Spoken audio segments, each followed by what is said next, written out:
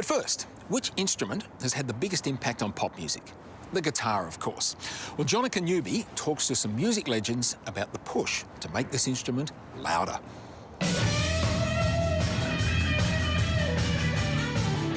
Who hasn't dreamt of being a rock god? And for that, you need one of these.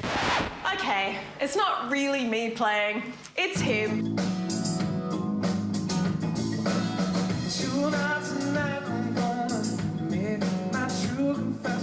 Even if we can't play, we can all play a mean air guitar. Yet who plays air piano? It's astonishing, really, how in just a century this instrument took over music. So I've recruited some actual guitar gods to help explain the game-changing leaps of technology that got us here. And you won't believe where the guitar is going next. Once upon a time, the humble lute, ancestor to the guitar, was vying for our attention with all the other instruments. But at some point, someone went on a quest to make the lute loud. But there was a barrier, which I've asked my humble stunt rock god assistant, Diesel, to help demonstrate. OK, what do I do? Well, I'm going to hit a chord. Yep. You're going to hit record there. Here's what happens when you put a microphone in front of a guitar. Sound is air vibrating. The strings vibrate the guitar and the sound is picked up by the microphone. So far, so good. But as we turn the volume up, the air from the speaker is also vibrating, eventually powerfully enough to hit the guitar. The extra vibration is then picked up by the mic, which sends it to the speaker, which loops it back to the guitar. You can really see it on the waveform. And you've got feedback, the arch enemy of the acoustic guitar. So how big a venue can you play with just an acoustic guitar and a microphone? I'd say probably, any size, but everyone would have to be completely, utterly silent. So, who are you going to call? Charles Kamen, helicopter engineer, in the 1960s. For years, the whole problem in helicopters is to make them not shake. This guitar, to make it good, it must shake. So you do the opposite. This was his inspiration. It's a piece of quartz, also known as a piezoelectric crystal. And what that means is that when it vibrates, it generates a tiny voltage. It's used in helicopter design to detect and eliminate vibration. But Kamen had the genius to pop them in a pickup inside the guitar.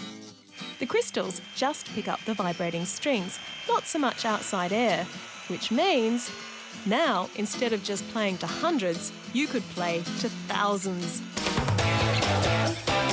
That was the amplified acoustic guitar. But meanwhile, another guitar had been quietly developing, and it would blast the acoustic out of the arena. Last thing you know, I'll be back on Bow River again. I was about 14 or 15 when I got my first electric guitar. The schoolwork went down the toilet. So anytime you want, babe. It's sort of like when someone's shown you how to strike a match for a pyromaniac. Yeah. This is the invention that transformed 20th century music. Now the guitar was as loud as the singer, and the guitar god was born.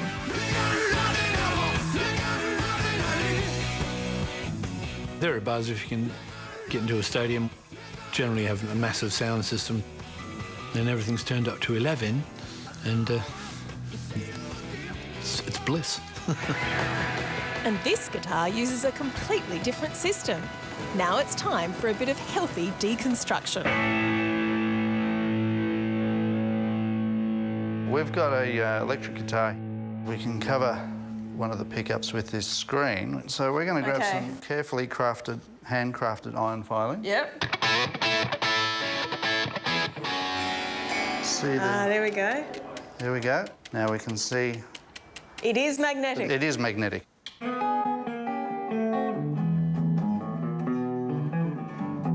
The strings are steel, so their vibration disrupts the magnetic field, which creates electricity, which is fed to the amp, then speaker, where the process is reversed to produce vibration, sound. With a magnetic pickup, you don't need a hollow guitar, just a lump of wood, so it's more resistant to out-of-control vibration from feedback, which means It takes a lot more volume to get a plank of wood to resonate to the point where it's creating trouble rather than a hollow box. that's why you can turn it up to 11. Get close enough to the speaker though, and you can still get some feedback through the pickup itself. When they first started plugging guitars in, the feedback was technically wrong. You know, on radio, they thought it was rousing, it was, you know, sinful or whatever. They just thought it was just wrong and they banned it. But then, people started to like it.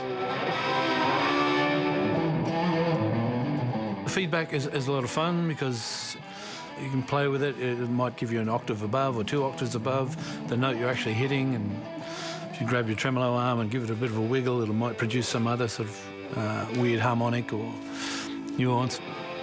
Could sound like anything from a cat being strangled to almost cello-like. It's the sound that still dominates today. But meanwhile, Diesel was upset. He'd gone from being an electric guitar player in the 90s to playing more acoustic, but he had a problem with the volume. I knew there was more, and I knew that I could get more level, so not be, hang on guys, I'm playing an acoustic, sorry. Enter this man, a professional guitar maker whose hobby is making little guitars. Barnesy bought a couple, gave one to Diesel, and he loved it and got in touch with me, and he wanted a pickup put in them. My whole idea was that I would be able to get it louder because there wasn't so much body capturing all the feedback. It's all to do with the so-called fundamental frequency, the frequency at which a whole object vibrates. The higher the fundamental frequency, the louder you can turn up the speaker before you get feedback. A regular hollow acoustic has a fundamental frequency of 120 Hz. But Mark's little guitar has a fundamental frequency of 140 Hz. So thanks to Diesel's understanding of the physics, they invented an acoustic guitar you can turn up 30% louder. A lot of people were chasing them up because they seen Diesel playing them. Got to be too many orders for me in the shed, so I had to bring them into Mayton to build them. And now it's everywhere, even if it does prompt the odd comment. Nice ukulele, or, oh, look, he's got Woody from Toy Story's guitar, you know, like, comfortable with my manhood, what can I say? That was the 90s, but the next game changer is arriving now. It's the Firebird X, but I prefer to call it Robo Guitar. It has automatic tuning amongst other high-tech gizmometry, and this is the first one in Australia. You just strum and it tunes it. Oh, yeah? Yeah, Learning already. Robo Guitar is Bluetooth enabled, so you can go cordless, and has unlimited programmable effects built in. Oh, that's a reverse echo, which is really cool. I think I detect guitar god endorphins. It's really it's like a blast from the future, this thing. It's, Yeah. Be locking yourself away if you got one of these. for a while, huh? People wouldn't hear from you for months. And all this from the humble loot. Why the guitar ended up dominating the 20th century, I don't know. I suppose it's you can look a whole lot sexier just playing it than you would, say, harp.